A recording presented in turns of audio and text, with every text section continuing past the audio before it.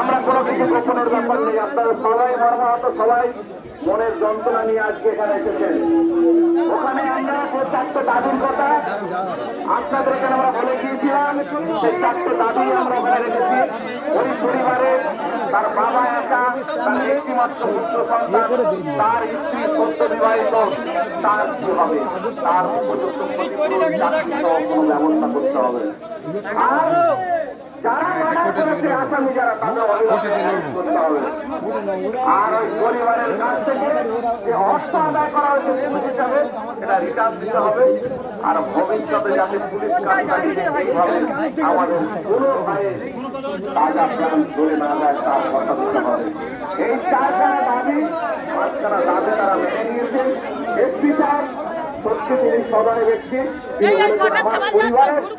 হলে যে ধরনের আমি স্টেপ নিতাম আমি সেরকম ভাবেই ব্যবস্থা নেবো। আপনারা নিশ্চিন্তে যান, আমাদের রিসিপ্ট দিয়েছেন, আপনারা শান্তিপূর্ণ ভাবে চলে আসুন।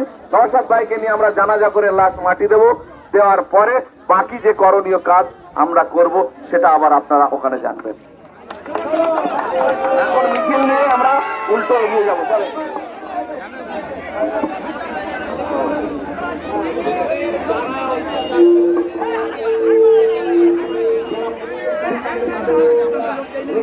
রাখতেই হবে। তারপরে আমরা বিচার ব্যবস্থার উপরে ভরসা রাখছি, হাইকোর্ট আছে, তারপরে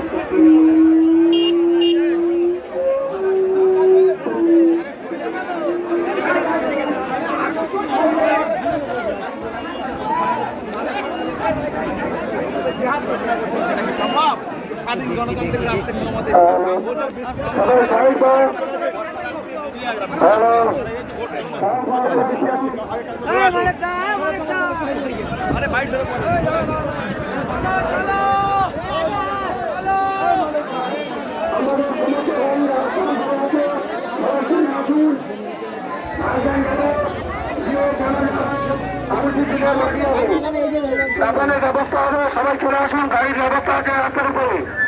তার প্রত্যেক ভাইকে বলছি আপনারা রাস্তার উপরে চলে আসুন, একে একে গাড়ি ছাড়বে। বোলেরো আছে, মোটর ভ্যান আছে, জিও আছে, সব গাড়ি আছে।